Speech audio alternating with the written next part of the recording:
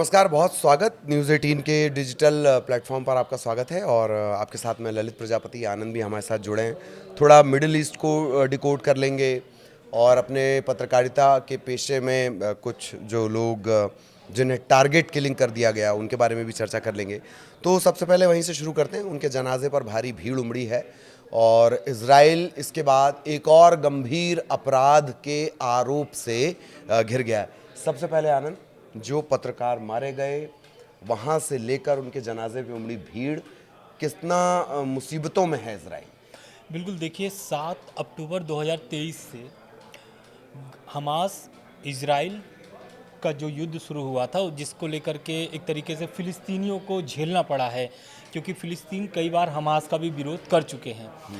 दरअसल ये जो 22 महीने से युद्ध चल रहा है इजराइल हमास का, इसमें मतलब हम ये भी कह सकते हैं कि 22 महीने का जो रिपोर्टिंग आपने गाजा का देखा है, जो ज़मीनी स्तर, मतलब ये भी हम बता सकते हैं कि गाजा में जो जो खबरें छिपाई जा रही थी उसको दिखाने वाला जो पत्रकार था, उसको एक तरीके से इजरायली हमले में, मतलब इजराइल ने भी इस बात की पुष्टि कर दी है कि हाँ, उन पर हमला हुआ है और इजराइल की तरफ से ही हुआ है, जिसमें करीब 5 पत्रकार और 2 और भी लोग थे, जिसमें टोटल 7 लोगों की मौत हुई है बीते दिनों। हाँ। और इन 5 पत्रकार की मौत में से जिसमें मुख्य पत्रकार का नाम सामने आ रहा है, जो एक तरीके से प्रमुख होकर के प्रमुखता से ज़मीनी स्थिति क्या थी गाजा की, फ़िलिस्तीनियों की स्थिति क्या थी, जो इतने दिनों से 22 महीने से हम लोग देख रहे थे कि भूखे मर रहे हैं फ़िलिस्तीनी। बहुत सारे ऐसे मतलब ये चमकदार मीडिया की उथल पुथल से अगर कोई वाकई वहाँ मातम की, चीखों की, चीख पुकार की रिपोर्टिंग कर रहा था हकीकत में,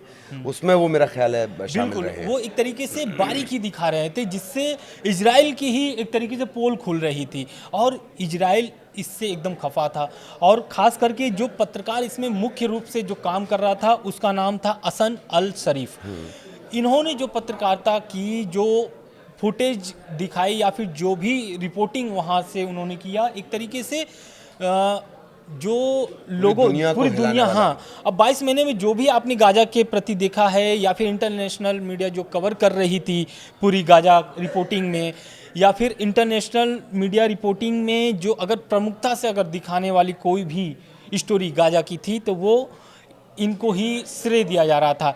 दरअसल मौत के बाद इनकी जनाजे निकाले गए 5 पत्रकारों के। इसमें फिलिस्तीनियों की जो उमड़ी भीड़ थी ना, वो दर्शाती है कि फ़िलिस्तीनियों के लिए वो कितने हमदर्द थे और कितने मतलब सहयोग पहुंचाने के लिए कहां कहां किस स्तर से उन्होंने रिपोर्टिंग की, तो वो दर्शाता है। और ये जनाजे को लेकर के, जनाजे की भीड़ को लेकर के, इससे आप भी समझ जाएंगे कि किस स्थिति में जब वो बॉडी उनकी जो एक तरीके से बॉडी जब सजाई गई थी, उस पर फिलिस्तीनी रो रहे थे उस बॉडी को पकड़ करके, 100 को पकड़ करके पत्रकार के, तो उससे दर्शाता है कि किस स्थिति में वो रिपोर्टिंग वहाँ पर कर रहे थे। उसी अनस अल शरीफ को इजराइल कह रहा है कि वो हमास से जुड़े हुए थे, यानी इजराइल के खिलाफ जो जानकारी लेकर आएगा वो हमास से ही जुड़ा होगा। बिल्कुल, हाँ। अब इस मामले को लेकर के पूरी मतलब कि एक तरीके से दुनिया भर में एक तरीके से विरोध हुआ कि यार इस तरीके से नहीं करना चाहिए। ये हमला हुआ कहाँ? दरअसल अस्पताल के मेन गेट पर एक टेंट बनी हुई थी, जिस पर इजरायलियों ने हमला किया है टारगेट करके, और सीधे उस पर ही मिसाइल गिरी है, बम गिरी है, जिसको मतलब वहाँ पर आप एक बॉडी को पहचानना भी मुश्किल हो गया था कि किसकी कौन सी बॉडी है। बिल्कुल, मतलब ये है कि यही बहुत शुक्र है कि नेतन्याहू इस खबर को रिपोर्ट करने के लिए ललित प्रजापति को हमास से जुड़ा नहीं बता रहे, यही बहुत है। ऑस्ट्रेलिया, इस बीच फ़लस्तीन का चूंकि जिक्र हुआ है, तो अब फ़लस्तीन के समर्थन में जो देश हैं वो मुखर भी हो रहे हैं, उसे मान्यता देने की बातें भी अब निकल कर सामने आने लगी हैं। आनंद, बिल्कुल, देखिए दरअसल क्या हुआ है कि अभी बीती दिनों खबर आ रही थी ऐसी कि ऑस्ट्रेलिया के जो ब्रिज है, वो नाम मैं भूल रहा हूँ, उस पर करीब हज़ारों की संख्या में लोग प्रोटेस्ट कर रहे थे और फिलिस्तीनियों के समर्थन में बातें अपनी रख रहे थे। इस विरोध प्रदर्शन के बाद ऑस्ट्रेलियाई सरकार ने एक बड़ा फैसला लिया। वो फैसला ये था कि फ़िलिस्तीनियों को, यानी फ़िलिस्तीन को एक देश की मान्यता देना। सितंबर के महीने में संयुक्त राष्ट्र महासभा में ऑस्ट्रेलिया ने ये मतलब ऑस्ट्रेलिया की सरकार ने ये भी दावा कर दिया कि एक तरीके से वो मान्यता वहाँ पर देने की बात कहेगी, मंजूरी रखेगी, मान्यता देने की बात कहेगी वहाँ पर। बिल्कुल, अब ये देखना ये भी होगा कि ऑस्ट्रेलिया के बाद कौन कौन से ऐसे देश हैं जो फ़िलिस्तीन को मान्यता देने की बात कह रहे हैं। उसमें है ब्रिटेन, फ्रांस, कनाडा। जो ये 3 देश हैं ऑस्ट्रेलिया के अलावा, ये भी बात कर रहे हैं कि फ़िलिस्तीन को एक देश की मान्यता दी जानी चाहिए। क्यों देनी चाहिए, अब ये भी समझना होगा। फ़िलिस्तीन को एक देश की मान्यता इसलिए देनी चाहिए क्योंकि फ़िलिस्तीन के जो 20 लाख करीब जो प्रवास हो गए हैं, उनकी दर्दनाक तस्वीरें देख कर के, भूखमरी देख कर के, वो चाहते हैं कि एक देश में जब वो तब्दील हो जाएगा, तब्दील हो ऑन जाएगा, रिकॉर्ड एक देश हो बिल्कुल। जाएगा जब वो। और वैसे आपको ध्यान होगा कि मेरे ख्याल है भारत में भी जो प्रमुख विपक्षी दल है कांग्रेस, वो इतिहास के हवाले से फ़लस्तीन को एक राष्ट्र के तौर पर या फ़लस्तीन के प्रति अपनी संवेदनाएं जताता रहा है। यहाँ पर भी इस तरह के हमने कई राजनेता देखे हैं। बिल्कुल, लेकिन आप ये समझिए कि ये मान्यता देने की बात क्यों कही गई।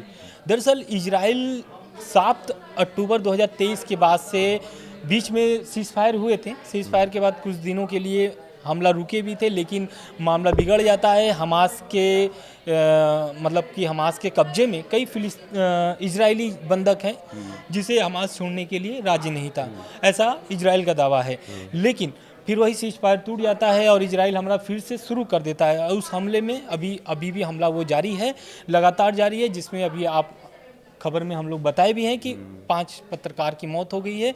और वो जो 5 पत्रकार थे एक तरीके से मुख्य भूमिका निभा रहे थे गाजा के प्रति। लेकिन अब जो इजराइल का अगला कदम है वो एक तरीके से चौंकाने वाली है, इसलिए क्योंकि जो इजराइल की सुरक्षा कैबिनेट है वो गाजा शहर पर नियंत्रण के लिए मंजूरी दे दिया। और पीएम जो वहाँ के हैं बेंजामिन नेतन्याहू, उन्होंने इस प्रस्ताव को हरी झंडी दिखा दी है। इसका बड़ा क्रिटिसिज्म हो रहा है, खुद उनके देश में इसका क्रिटिसिज्म हो रहा है, आलोचनाएं हो रही हैं, बाहर से तो खैर हो ही रही हैं। वो हवाला क्या दे रहे हैं, कुछ इराक जैसी स्थितियां वो बताते हैं कि नहीं हम वहाँ पर जाकर सिर्फ हम सिक्योरिटी वहाँ पर देखेंगे, हम आतंक को फिर से नहीं पनपने देंगे। पर हकीकत ये है कि वो पूरा कंट्रोल चाहते हैं। इस बात को लेकर बहुत आलोचना कंट्रोल चाहते हैं, और कंट्रोल इसके आगे का भी उन्होंने प्लान बता दिया है कि अगर गाजा को नियंत्रण कर लेता है, गाजा कब्जे में आ जाता है इजराइल के, तो उसके बाद जो फिलिस्तीनी है, वहाँ के जो गाजा निवासी है, वो कहाँ पर मतलब निवास करेंगे। तो उसके लिए उन्होंने बताया है कि उत्तरी अफ्रीका में उनको बसाया जाएगा फिर से, जहाँ पर वो पहले से ही जो इस उत्तरी अफ्रीका है वो पहले से ही युद्धग्रस्त है। तो एक तरीके से इस प्रस्ताव को लेकर के ट्रंप और इजराइल की बहुत एक आलोचनाएं हुई हैं। इंटरनेशनल मीडिया में आप देखेंगे तो बहुत सारी ऐसी खबरें छपी भी हैं जिस पर इस मामले को लेकर के बहुत आलोचनाएं हुई हैं।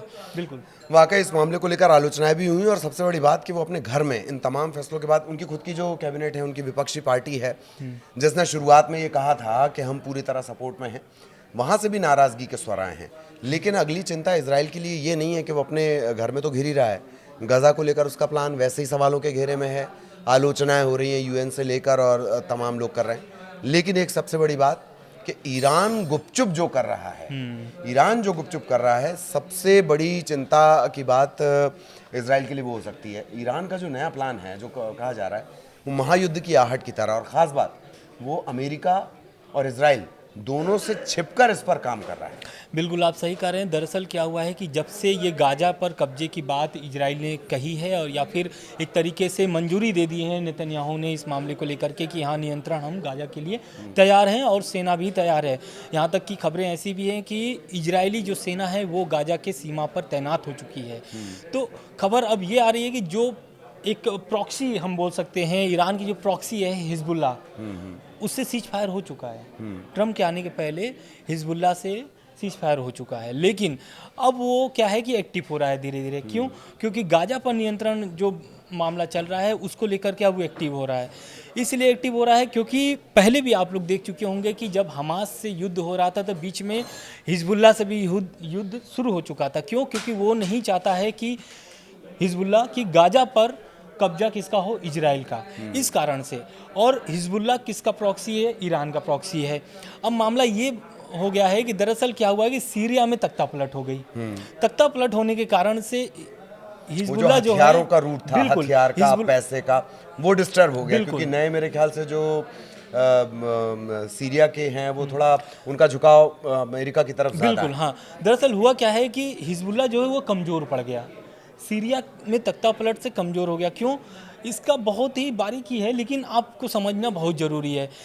सीरिया में जो था पहले सरकार थी वो बशर अल असद की, बशर अल असद की सरकार थी, लेकिन वहाँ पर क्या होता है, तख्ता पलट हो जाता है। अभी जो कार्यवाहक राष्ट्रपति जिसको बोला जा रहा है वो है अल जुलानी, जिसे अहमद अल सरा के नाम से भी जाना जा रहा है। वो अभी कुछ दिनों पहले अमेरिका के दौरे पे भी गए थे।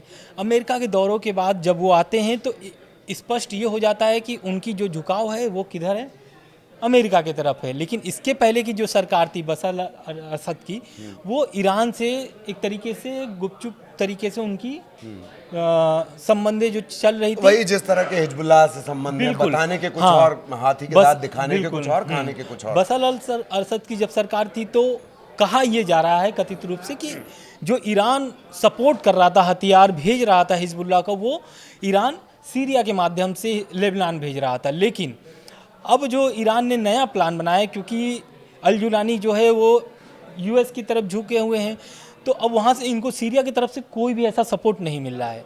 तो अब जो नया एक तरीके से नया गेम शुरू किए हैं आयतुल्लाह अली खामनी ईरान ने, वो है बगदाद से बेरूत तक की। बगदाद से बेरूत तक की इसलिए मैं बोल रहा हूँ क्योंकि बगदाद जो पड़ता है वो है इराक में, बेरूत है लेबनान में। तो अब कहा यह जा रहा है शायद कि जो लारीजेनी हैं, मैं उनका नाम हर बार भूल जाता हूँ, हाँ, अली लारीजेनी, बिल्कुल, उनके दौरे के बाद ये सवाल ज्यादा उठे हैं। खुद अमेरिका की एजेंसियां मॉनिटर कर रही थी। हाँ, दरअसल और बहुत तेजी से, अगर ऊपर के ड्रोन शॉट्स को अगर देखा जाए, बहुत तेजी से वहाँ पर स्थितियां बदली हैं। बिल्कुल। वो पहले लेबनान जाते हैं, फिर वहाँ से जिसका आप जिक्र कर रहे हैं बगदाद, जिस रूट का, इराक, वो वहाँ पहुँच जाते हैं। तो इस वजह से इस नए रूट की चर्चा हो रही है। बिल्कुल। दरअसल क्या है कि ईरान के नए राष्ट्रीय सुरक्षा सलाहकार अली लारीजानी ये जो हैं 2 देशों का दौरा किए हैं, पहला इराक, उसके बाद लेबनान। अब ये दोनों दौरों के बाद से इजराइल और जो अमेरिका है इनकी टेंशन बढ़ गई है। क्यों? क्योंकि जिस प्रस्ताव पर साइन नहीं करना था वो इस प्रस्ताव पर भी साइन करके आए हैं, जिससे टेंशन बढ़ गई है। क्यों? क्योंकि उन्होंने जो प्रस्ताव पर साइन किया है और उन्होंने जो बात कही है वो एक तरीके से दर्शाता ये है कि वो काम किस पर कर रहे हैं। वो उनका ये है कि रेल कनेक्टिविटी पर बात कही है कि वो रेल कनेक्टिविटी और सिविलियन प्रोजेक्ट, एक उनका एक प्रोजेक्ट शुरू हो रहा है, प्रोजेक्ट और रेल कनेक्टिविटी पर काम कर रहे हैं। लेकिन ये इजराइल और ट्रंप जो हैं अमेरिका, इनको भा नहीं रहा है ये जो प्रोजेक्ट इनका या जो शुरू हो बसरा रहा से बेरूत जो एक रेल लिंक है उसकी आप बात कर रहे हैं, लेकिन इस पर सिर्फ इजराइल और अमेरिका का ही टेंशन नहीं है। बसरा टू बेरूत का जो ये रेल रूट है, माना ये जा रहा है कि अगर ये एक बार इस्टेब्लिश हो गया, ये पूरी लिंक बन गई, तो फिर हिजबुल्लाह तक किसी भी चीज़ की सप्लाई, कहा जाएगा हम तो फल पहुंचा रहे हैं, हम तो सब्जी पहुंचा रहे हैं, और छद्म तौर पर वहाँ वो सब पहुंचेगा जो जिसका हिजबुल्लाह इस्तेमाल करेगा युद्ध में। बिल्कुल। अब इसी मामले को लेकर के जब से ये दौरा हुआ है उसके बाद से हिजबुल्लाह के जो सुर है वो एक तरीके से फिर से धमकी भरा हो गया है। और हिजबुल्लाह चीफ जो है नईम कासिम, उन्होंने इजराइल को एकदम सीधी धमकी दे दी है कि अगर आप गाजा में ऑपरेशन नहीं रोकते हैं तो हिजबुल्लाह फिर से मिसाइल इजराइल पर दागना शुरू कर देगा। तो स्पष्ट एकदम ये हो गया है इजराइल को कि जो मामला वो सोच रहे थे कि हथियार फिर से एक तरीके से कथित रूप से ऐसा अभी क्योंकि ईरान ने अभी स्पष्ट नहीं किया है कि हिजबुल्लाह को वो सपोर्ट करता है, लेकिन अब ये दर्शाता है कि अगर ये जो नए रूट हैं, सीरिया तो अब पहले से बंद हो चुका है, तो अब जो नए रूट है वो है बगदाद से लेकर के बेरूत तक की। तो अब इन रास्तों से हथियार पहुंचाया जा सकता है हिजबुल्लाह को।